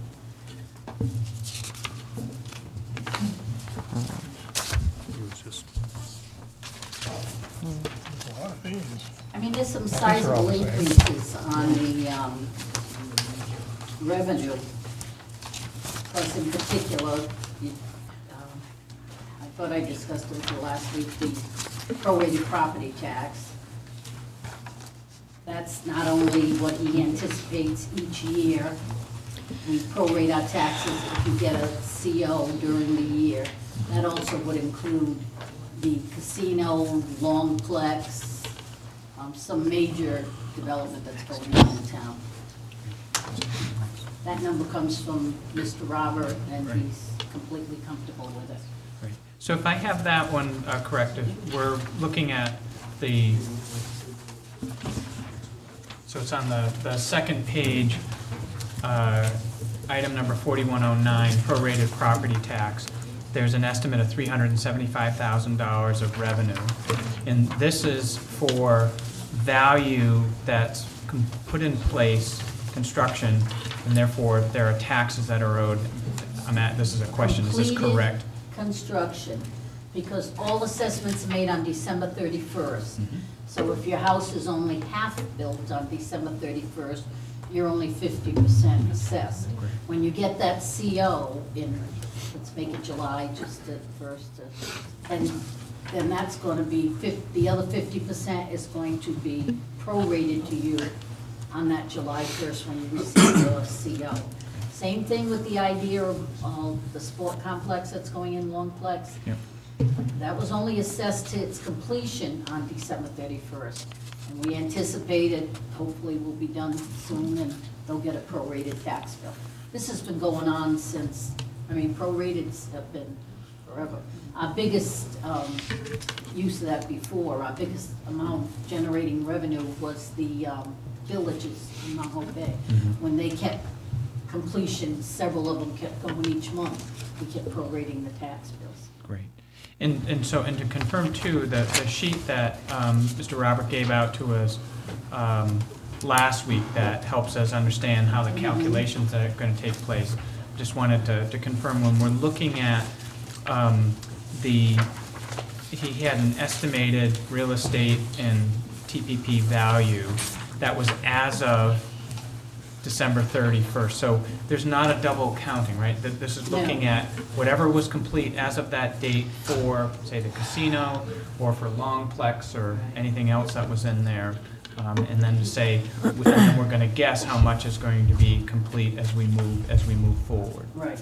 This is in addition to anything that he has assessed as of December 31st. Okay. So And he did say you're going to want him to come before you as the meetings go on, because this is a reval year, a statistical reval year, but nonetheless, it's a full-town statistical reval year. So the assessment values should be, everybody should be receiving a letter, I think he said by the end of March. And then there's an appeal period and things like that, so So the 375,000 would be, is the tax from whenever it's complete to the end of the year, the end of the fiscal year? On December 31st, if it was half assessed, the other half will come on July 1st if that's when the CO is. Or the other half may come in March if that's when the CO is completed. But all he can take for value on December 31st is the completed portion. He cannot, So if, for example, you have your half done at that time, you pay taxes for a full year on half-done property, and then you finish halfway you're through the only year, billed for half, half of the value. the value, which is only half. Right, so then if you finish halfway through the year and you bring it up to 100%, you don't pay tax, you pay forward the taxes, so You're gonna so in be essence, you're billed paying, for the balance, but you still pay it from January, it's still the value from January to December. It's always assessed on December 31st. right, but what I'm saying is, just saying it's a calendar year. If you're assessed halfway done in December, you pay your tax bill, that's for your, say your property's going to be worth $200,000, you're assessed at $100,000. You're taxed on $100,000 for the year. You finish halfway through the year, so you don't have to pay the tax on that full $100,000 because it wasn't, the value didn't appear till halfway through the year. So you essentially, you pay full value for the second half of the year. Am I understanding that correctly? Well, what they've done is taken that 50% and spread it out through the year. And then you're gonna get the other 50% in a supplemental bill whenever during the year you got your Right, from then certificate on. of occupancy, your CO. And you're gonna have to catch up to the quarters available. Right, but when the completion, the additional amount that is complete, you don't pay that back to when it wasn't complete. No, That's- no. So built into this $375,000, there must be some estimate of when the casino will be done. Is that correct? It's November? No. I guess he's estimated the best he could. He's probably figuring November, that's been some of the word, but he's not sure. I mean, if they don't meet the deadline in November, I guess, or September, or October, or November, it'll be December. And I don't this know. goes by fiscal year, right? Yes. So November would mean 7 months left remaining, 7.5, 8 months. So if it were done in, He has a pretty good feel for what it was on December 31st, okay, on what percent of it was done. Because we're using round numbers of 50, you could be 10% done, and then you're gonna get a proration on 90% of the value. It doesn't have to be in July. You could be 50% done on December 31st, but in March you complete the 100%. As soon as you get the CO, that's what triggers a proration bill, the certificate of occupancy. And yeah, I'm sure he has whatever calculations he's using on it, Justin, but I don't know. so roughly that's $54,000 a month, assuming 7 months after this completion. So in theory, if it were to be finished a month earlier, this number would go up by roughly $54,000. In theory, but I'm Right. telling you, he felt that 375, he wouldn't go higher than that. And I'm just trying to Because understand yeah, 'cause how it all was comes suggested together. about 400 and round, Mhm. and he said no, he was pushing the 375 because there's too much uncertainty with it. Okay. And remember, of that 375, a portion of it is just normal prorated construction, houses being completed. Another portion of it is the sport complex, which is a pretty big complex as well. So that's in So the you 375? can't- You know, I don't know what portion he uses of that for the casino, but he's said he'd be coming before you again, you can clarify it. But you're saying that's in the 375, that 375 is not totally casino, that's also sports complex? No, that's not just the casino, that's your regular building, that's total prorated Okay. billing. So it's including the sports complex, it's including whatever houses were not completed on December 31st. Okay, I got you. I think if the committee has any specific questions for him, I had a few from last time too, is looking at the total assessed value from last year to this year. So we were at 1.9 billion at the end of 2016, and then at the end of 2017, we're at 2.1 billion is his estimate. So that increase is an increase in existing housing values have gone up. It's new stuff, houses and business gone in. It's the casino to date as of that date, as well as Longplex, right? So I believe that number, that's roughly about 8 or 9% in terms of what the increase is. And so if there are questions, there's some of the assumptions in there about what houses. I know we base a lot of the tax things when we say, once we calculate a tax rate, it's going to say, for instance, here's what you would pay more or less if you owned a house. I think $260,000 is, I don't know if that's because that's the average, do you know, or is the median house. But some of what ours is going to be, we're going to have a bunch of different percentages. We're going to say, okay, the tax rate per thousand went down by a certain percent, but the budget went up, and so did the revenue. There's going to be a bunch of moving targets that are in here to try to figure out, well, what's what. But one of the biggies is obviously going to be the basis that we're on and what the assumptions are in that. So. And he's not going to be clear on that, even when, for another few months, because we're in a statistical rebound. So he's not, what comes from this is what is the December 31st assessment. But you're going to be able to come in, people will come in and appeal and different, there's a lot of abatement and appealing when revals go on. But he did tell me when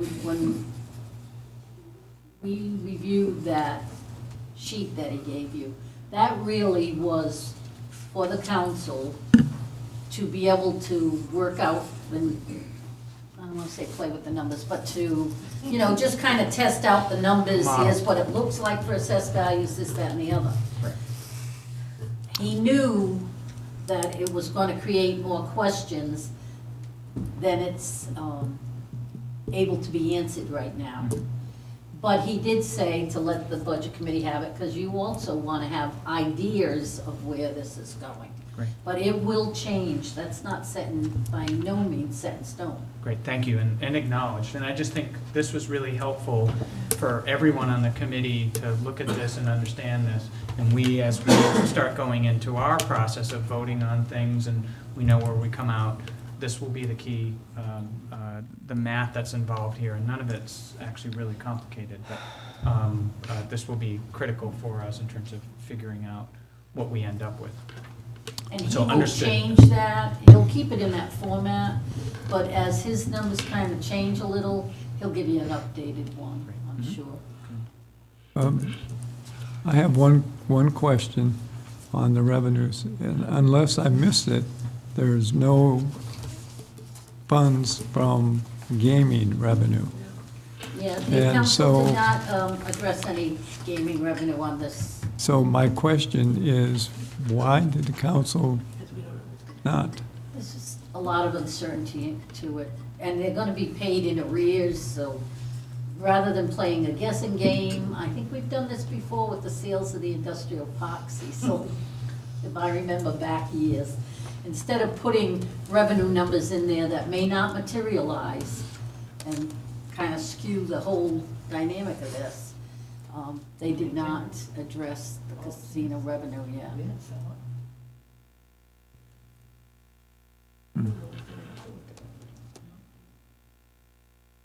I had a question. If we move the middle of that second page, and it's under the, I believe, the fire department, 4251. So we had talked that the ability of the fire department to do third-party billing, when we talked at length both last year and this year, that there was a position part-time added that allowed dedicated time to make sure we were doing it. So that increased the amount that we thought we were going to collect from $550 to $650. Right. So this is just pure for calls coming. This has nothing related to anticipating the casino or any other. That's ambulance calls and the services provided in the ambulance. Great. Then the next one down for the fire department, private detail fire, there's 65,000 that's in there. Yeah, I don't know where the fire department gets that from. because I don't see it in the police department, so I don't know how it would be in the fire department. But they put that revenue figure forward, and, because all these figures come from the departments that are impacted by them, obviously. Those are the administration fees based on the details from Right, that's what that is, but He put that in the, yeah. we don't know I- when we're gonna start to get that either. It depends on when that opens. That's definitely a move. It is a moving target, but at a revenue number at 65,000, if we do not realize that number, the chances are we will be able to, I mean, hopefully, we'll try to pick it up, just as you see the revenues now, a little bit here or a little bit there. But if you put in a much larger number on a casino revenue, there's no way to make that up. This town went through that with the sale of the industrial park, and we went through it twice. We sold that park so many times, but didn't realize the money. And it's still there. And then we always had to make up that 500,000. I mean, you can't make up that kind of money in little departments that you've got generating revenue here. Well, I guess my organized mind has a problem accepting the fact that on the one hand, we don't want to count the big money from the gaming revenue because we don't know what's going to happen. But on the other hand, we're perfectly willing to accept the small money, which is also just a plucked from the air number at this You mean that point. detailed by Yeah, detail? Yeah, I yeah. know. It's not my So role as if Cecil, I we can't don't tell you know about it. what the big number is, how can we have confidence that we The know fire what the department small accounts money 65. is? I don't think we can. Or if we leave the 65,000 in, then I think we should put some in from the gaming revenue. Now, the question would become how The budget much. committee's choice, but the council opted Well, not that's to. okay. That's okay. That's Mm-hmm. their choice. That doesn't mean they're necessarily right. It's more conservative if you look at the small number and then the big number. Would you agree with that? No. Plus, Why there not? was, If you have an operating theory that says your process is 1, 2, 3, but it's not only that, then you should stick with it. And so you can't say but it could be it's okay. restricted. It could be. Yeah, but it's we're a moving speculating. Amount, you can't. What could be restricted? I'm not quite sure that this It is could be just restricted. casino Some of the detail, monies could be Well, restricted. because they do other details. How? So I'm not sure that, Could go to capital Well, expense. could I go to- guess we don't need to know Yeah, what that I is. don't make a vote, but I'm just saying, I've heard different things float around from both the Charter Review Commission and from the council. They could somehow say part of the revenue will be restricted to capital improvements, so it would be restricted, you know, I don't know. Under what authority would they do that? I'm not going into the authority, I'm just saying Oh, that for has God's been sakes. discussed. I have heard that in different. I think we should probably move on from this. Well, can I ask one question about this fire detail revenue? Mhm. Because I'm confused. At no time has the actual ever been even close to $1,000. And now all of a sudden, bang, somebody is assuming that we might get $65,000. This does not make sense. it does if the casino is open, it definitely does, because we're gonna have, You're gonna have fire, but we're gonna have 24-hour coverage if it's open 24 hours, and no matter when it's open, so, You have to pay and we have to overtime. have a fireman there 24 hours with the police, and we do get a percentage of that detail. So that's where that's coming from. That's, yeah, so that does make sense. The only thing is, and I'll be honest with you, Paul and the fire chief put this in. That's where that number comes from. It's a realistic, Just the fire chief. it wasn't Paul? All We right. just did the revenue.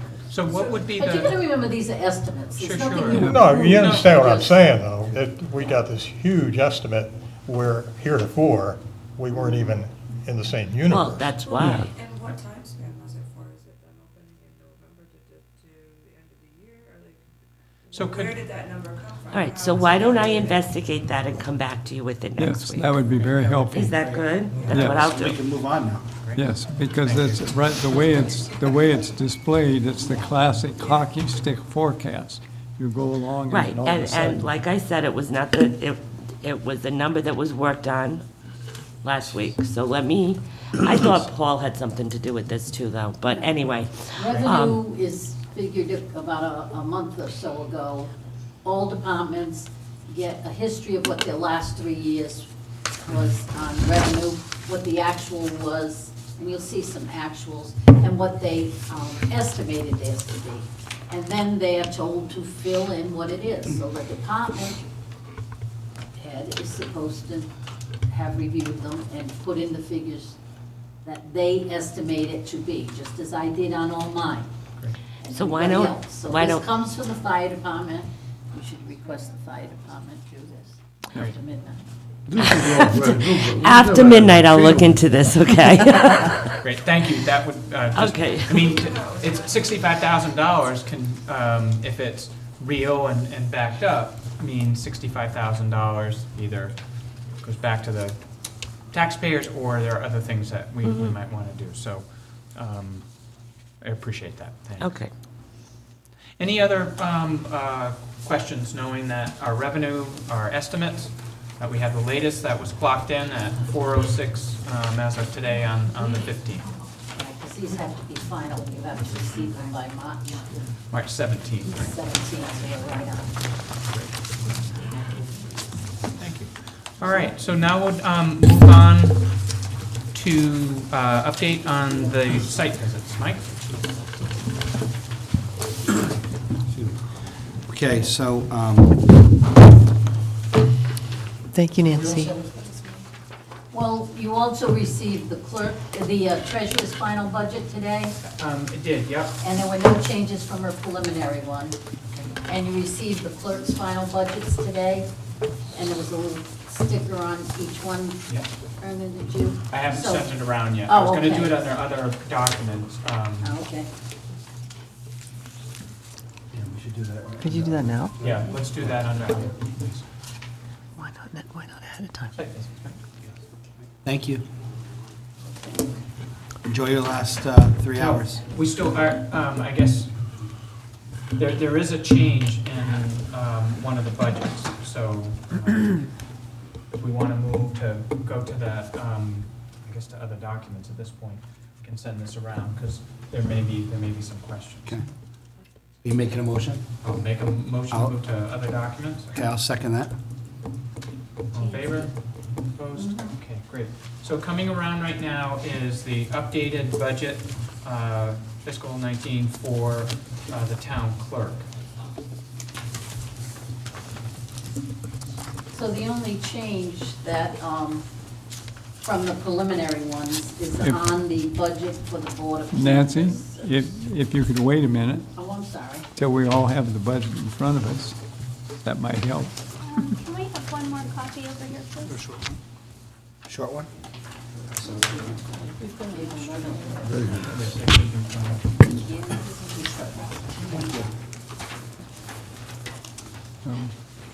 Okay. I've got these at the beginning of the meeting. Now, The only change under, there's none under the town clerk or the probate or the financial town referendum. But under the Board of Canvass, I've increased the request on the elections to 45,000. There's just so much legislation going on that it's difficult for, I mean, this becomes, they just keep adding and adding mandates onto these elections. And it's requiring, we're gonna be required to have more supervisors, more moderators. If it gets to this early voting and everything that they keep going, although I do not believe that one will take effect until after January. But they just keep putting more and more mandates, and it requires more personnel at the polls. You know, you have, it's just getting ridiculous, and I'm afraid that I might run a little short. And we're gonna hold that election whether we have the money or not. So I'd rather make sure that we're covered. That is a restricted account. There can be no transfers in or out. It stays in an election account.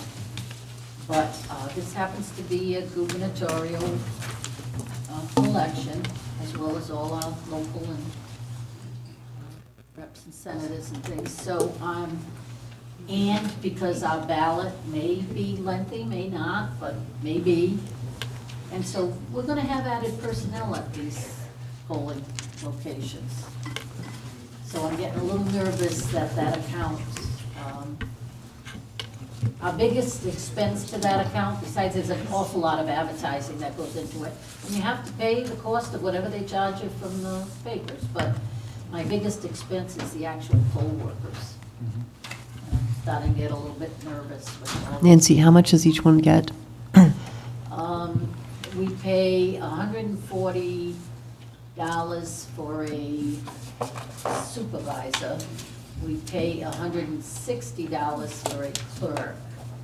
And we pay $170 for a moderator.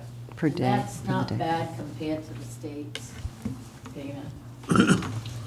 And I have to tell you, it's very difficult to get them because they now use the e-pads, and that scares a lot of our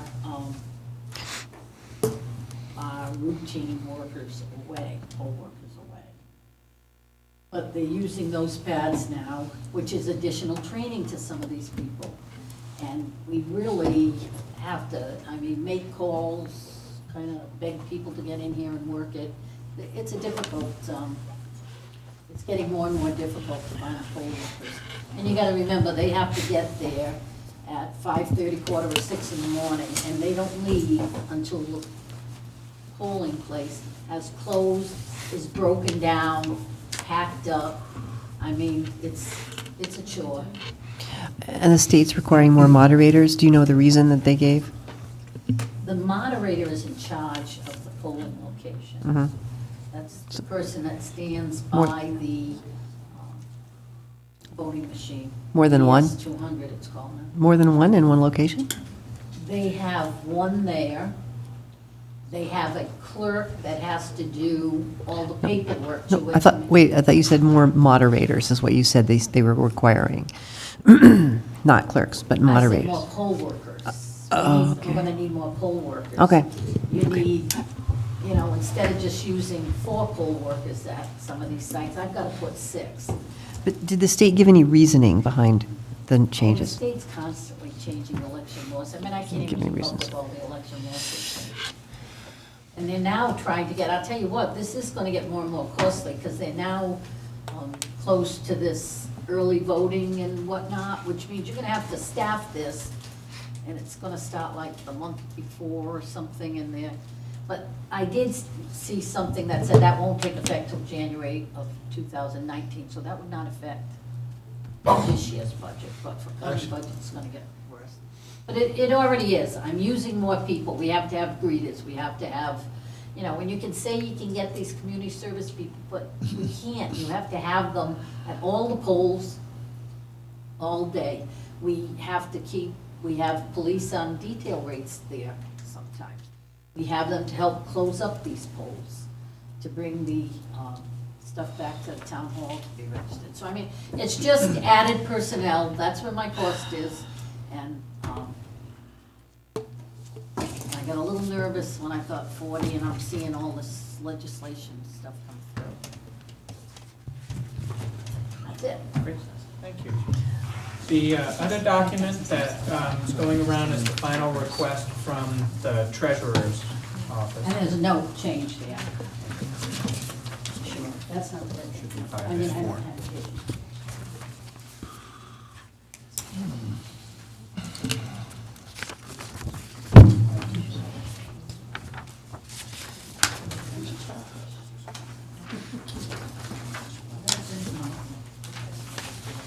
So this one, too, I believe that this was the same sheet that was submitted to us back in mid-January, but this is the final. And there were no changes. Both, right.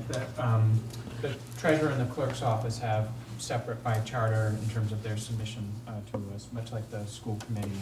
And so they're doing their good duties by saying these are the final ones for these two accounts or two groupings. Any other documents?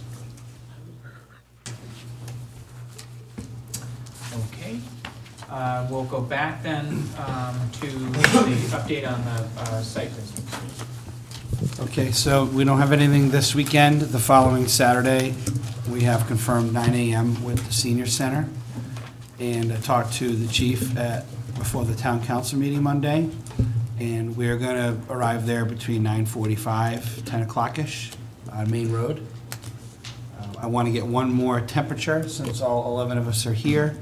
Do we definitely want to do Stafford Road, or Crandall Road, excuse me, and then go down to East Road? Do we want to do all three firehouses? I asked the chief, he just shrugged his shoulders, like, whatever you guys want to do. So I'm asking you one last time before we put a final request in, if we want to do all three firehouses.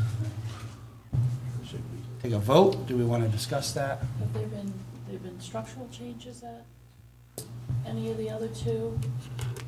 I think they fixed the roof or something on one. They had done that last year, I think, right? One of them all needed wall work, I remember that. My Crandall Road. feeling talking to the chief was that if we wanted to go there, they would do it, but like, we really want to go to do all three, so I guess, body language wise. So I want to make sure that we don't do it just for the sake of going through the motions. Do people want to go to all three? That's, I guess, what I'm I asking. think the biggest ask is to those of you who just joined the board. My personal opinion is I'm comfortable going to Main Road location and having the chief go through everything he wants to tell us. And then on our own time, but this is just me personally, on my own time, I could just pop by there and look at things if that was the case. That's just me. I don't want to make it a 3-hour day for everyone if it doesn't need to happen. I support that. And I'm fine with that, too. I mean, we could probably make the day, 9 to 11 if we just do it from the senior center to Main Road, and then if Dave and Jen or I want to go the other ones that we will. I think Dave's been to them all anyway, probably, so I think he needs to go, so. Is that, are we in agreement? We'll just do those two? Yes. And then next Thursday, I'll take a little bit of a vote to see how many, or head count, how many we expect to go to those. Okay, thank you. And then we're still on for March 31st. Yes, and the last question, Joe, since you're in the back, when we do the recreational fields, is that something you can help us put together? Maybe between Jonathan, whoever else? Should we contact Bill too? Maybe between Bill and Jonathan? You're talking about Bill McKeel? Sorry? Bill Anderson. Bill Anderson, sorry. Because I think it's Pecasset and Town Farm for the most part. I know there's some others. Booger Marsh. So I could contact Bill and then Jonathan, Yeah. right? Why don't you give Jonathan a call? You got Okay. his number, and set it up with Jonathan. Okay. All right, so I'll work on that over the next week, so by the time we meet next week, I'll have all that put together. Great. Thank you. Okay, now we'll move on to minutes. I think if we can take them oldest first, we would head to the March 3rd.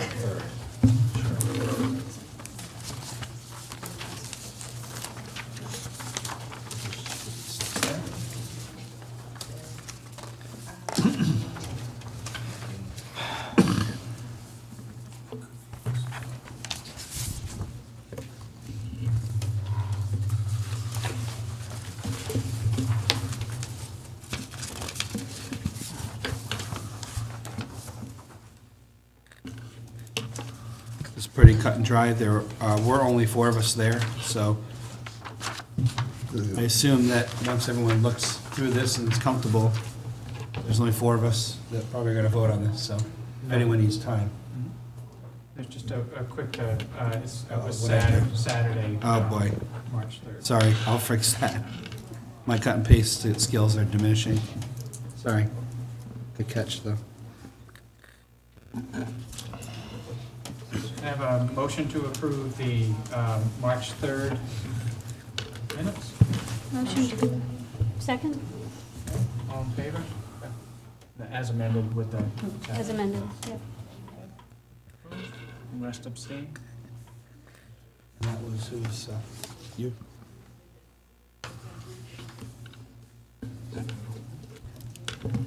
Thank Thank you. Amended. Change to salary. All right, the next one would be the 8th, correct?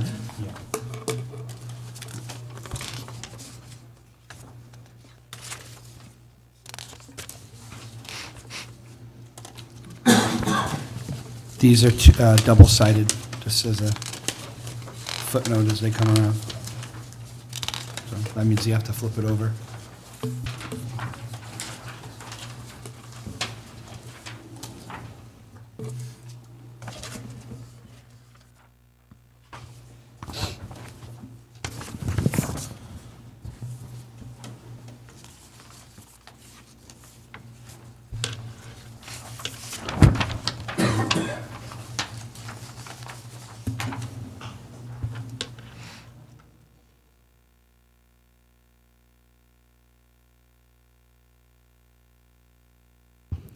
I would ask if people are reading it, just to make sure they look at all the motions, because we had a lot of motions. I had to go back to the video extensively to make sure that it did them right, added them up right, and put them in the right order.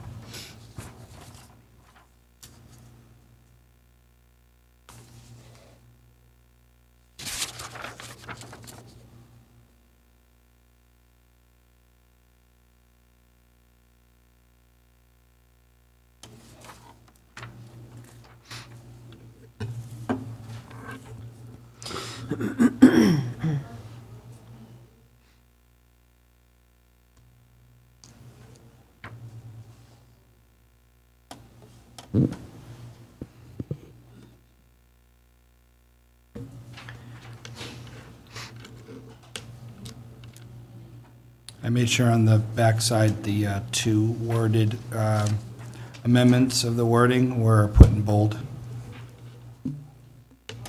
And then is 2-8-1 the vote?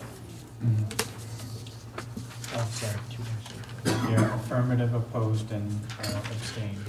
Yes.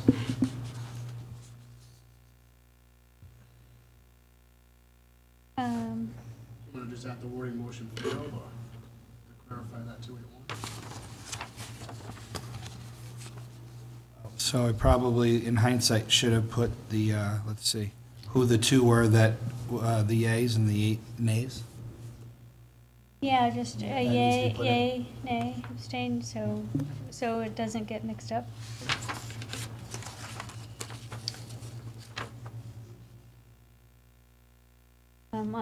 On all of those. Okay, so the 2, 8, and 1, I just want to make sure I got this right, okay? So on the two yays were Mr. Katz and Mrs. Hollenbach, correct? The 8 would be everyone else, because the 1 abstained would be Cecil, okay? The next one that was motion to amend item number 1 is 10-0 to 1, with Cecil abstaining, so that one's pretty evident, right? The other one is 9, 0, and 2, so that also is Cecil and myself, so that one's good. The next one would be 10, 0, and 1, Cecil abstaining, so that one's good. And the adjourning one is same thing.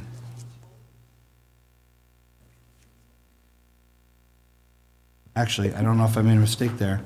The Right, last one, the adjourn. right. We Cecil, didn't did you didn't abstain to abstain. adjourn? No. Okay, so I'm sorry. I must have backed that as the one right before it, so I need to strike that to 11. That's a cut and paste, no? Yeah, I need to strike that to 11 to nothing. Cecil didn't want to leave.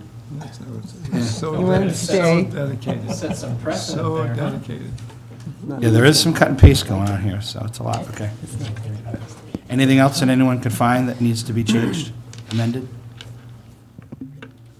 So I'd make a motion to approve with those amendments. All in favor? Opposed? Opposed, so it's 11.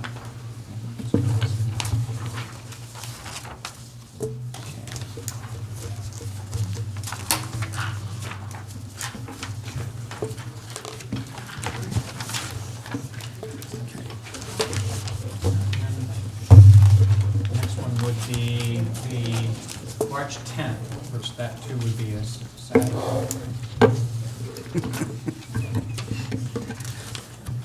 At least I'm consistent. I got something wrong on He's every trying to one. he's trying to work himself There was a out lot of- of work, and work himself out I of didn't the have job. power, I didn't have internet when I was doing this, so. Oh, wow. Oh, I'm sorry. Jeez. What did we used to do without? I thought these were easy, too. I don't know. Learn to read? Really, that's the money invested with Fidelity.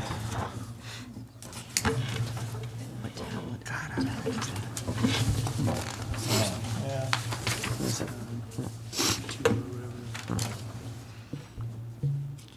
Yeah, there were 6 of us there, and I think I got the time start, the motion to adjourn correct. Motion to accept.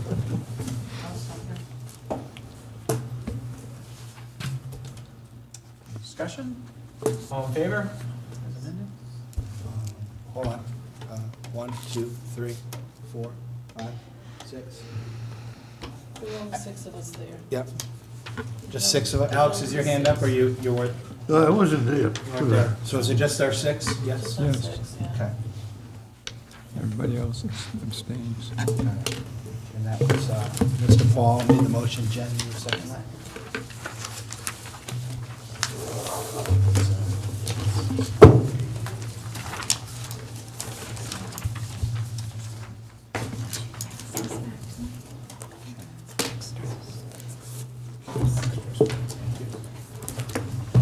Okay, now we head into other. Is there any other business from the committee? I have a few. If there are any further discussions you'd like to have with any of the department heads or people, either now would be a good time or very soon. Because what we'll do is we'll start heading into our meetings as we discuss the budget items and start voting on them. But if there are any specific questions that we have that you'd like to bring people back, so for instance, it sounds like should be built in an opportunity, and we need to obviously get it on the agenda, but if the tax assessor comes in, he's got updates. And all. So I just asked, I think last year we had for the police pension committee, Denise Surratt came as a member, I think she might actually be chair. And some of the discussions around the actuarial assumptions that were in there, as well as the agreement that Councilor Edwards had brought up about how we were structuring this $650,000, $700,000 payments. So I just, if there are those types of things that those of you that were here last year and prior years say, hey, this would be really helpful, now's the time to get those done. Did we ever get a copy of the actuarial report for the police No. pension fund? We did last year. I think that would be helpful. The last one they made. Yes, It is done. absolutely. Yes, indeed. You can see the fund flow in and out, what's being paid in, what's going out. And there was I know Councilor DiMederos had mentioned she'd asked the fire chief get some clarification on the that revenue, the third-party billing. Cecil, I'd ask in terms of, Deb, you remember in prior years, and at what point making some decisions about frequency of meeting? I believe we had 2 days a week. When we got to the end, It was- because we Yeah. couldn't fit it in. Yeah. The number, so how many more meetings do we have? Before we're due? So just the reminder for you all, the 17th, so this Saturday, is the date that the town administrator submits the municipal budget and the revenue, the final for us. And we received the revenue tonight. There may be an update between now and then. the treasurer is to submit by the 17th. We received the final one tonight. We also received it from the town clerk. By the 17th, the school committee comes in. And then we have then till the 5th of April, where we have to, on April the 5th is the day that we have to finalize our budget and any resolutions that we want to adopt. That's only 3 meetings.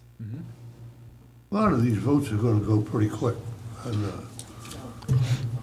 Yeah, I thought last year when we followed the town council's policy of having consent agenda for a lot of the, the contractual obligated things, really helped move things along.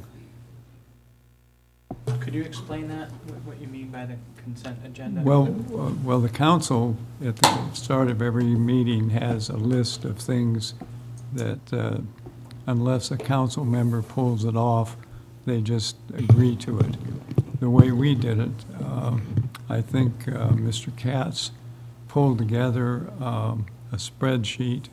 Don't remember whether it was a spreadsheet, but pulled together a listing of all the contractual obligations and then listed those out. And then if anybody had any questions about those, they could raise them. Otherwise, we just voted them all in at once. Well, I don't think it was contractual obligations so much as I had gone through it and just sort of guessed which wouldn't be controversial issues and put them all together. And we may have taken 1 or 2 things off and said, yes, that is controversial and we want to discuss it. But essentially, we just passed a whole bunch that at a time. So we weren't going line by line. We were saying, here's all the stuff we think we agree on. Let's just get it done. we all have the right to bring something up. Right. Right. It was just Sure. a It was just an procedural idea, yeah. mechanism to, if we agree, if we're going to agree on these 30 items, there's no reason to take them each and just pass them all at Well, once. up to that list, you can agree to all of them, you can subtract a few, you can add a few. Yeah, anything you want. You could extract line items. Right, and we saved a lot of time doing it. Okay. So looking at that in terms of sticking to our Thursdays, that really only, that gives us 1, 2, 3, 3 meetings to have it all done. So it might be wise for us to hold out the 27th or another day of the week, the last week of March, as well as the first week of March, to make sure when we do it. If we're flying along and we're doing great, then we're fine. And we won't be, in terms of the published agenda, if I have this correct, it will be just voting. That we're not going to be spelling out what items that we do each week, trying to anticipate what we can get through. So I don't think we would be constraining ourselves in terms of we're making good progress, we can keep going, rather than saying what we only said we could do. We still need to abide by the posting. So to have like a Tuesday, we have to post by Friday. We have to post by Friday. What's the chances we could start a little bit earlier? Is anything earlier than 7 PM very difficult for anyone that's sitting here on Thursdays? I can do earlier. I mean, I would like to ask for some discussion, maybe in the next couple Thursdays, to come in maybe at 6, 6:15, 6:30. Yeah. It gives us more time earlier, right? And then that way, if we are crunched, we could add those extra days. Is that doable? Why don't we leave it open, because I agree with you coming in a little bit early. But leave the ending of it a little bit open. If we're real close to finishing it, go to 9:30, 10 o'clock. Oh, we'll do that, yeah. I think that definitely happens. I just think if we were in a little earlier, we could probably just get some more done. Nancy, are there extra Yeah, days I that just- are available? I just wanted you to realize that I have booked for the financial town hearing, and that's going to be on May 3rd. Where's that gonna be, here or the high school? That's gonna be at the high school. I just want you to hold that date. Thank you.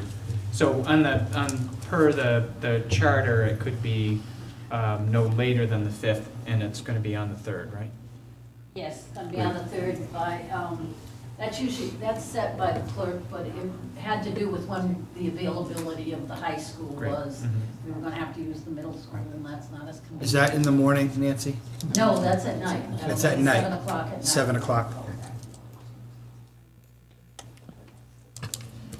All right. So if we prepare, so if we come in next week as the 22nd of March, 6 o'clock start, we'll see what we do. I just think we're going to need to make sure that we leave ourselves the option. I mean, we would have to post the next day, right, if we wanted to meet the next week. Seems like we ought to plan to meet the 27th. Well, I just threw out a Tuesday. I don't know whether that, Meetings, I mean, if we looked at, we just threw in the 3rd, does that give us one extra day? it does. To do the 2? Well, We have to have 2 extras. The third one is Financial time. when the, Like, if we find that coming in early on 22nd and 29 and reserve 3rd, if we're not done, we have 3 and 5 if we're not moving along. Well, we'll have no option but to get it done,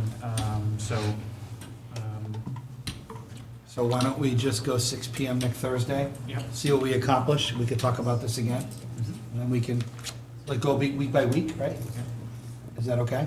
I mean, we can leave days open if you guys want. I'm open right now. I got so we nothing. would have time on Friday Right, to, to add things. Well, Can I pencil you in another day if you think you're gonna have another day before these rooms are not I available? think we Yeah. should do that, because we yeah, met. I'd recommend like the 27th, it's a Tuesday. I don't know whether that matters to people. That's available. It is available on the 27th. What time? I do 6 o'clock as well.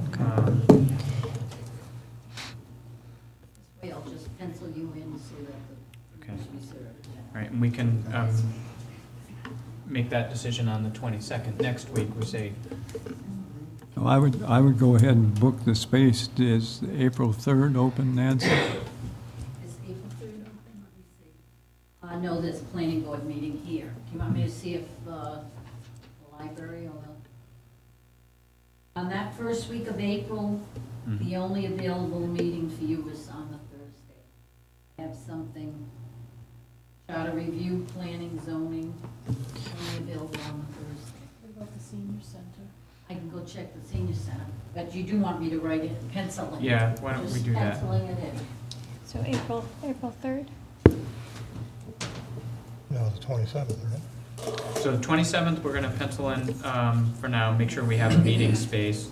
And then similarly, the following week on Tuesday, April the 3rd,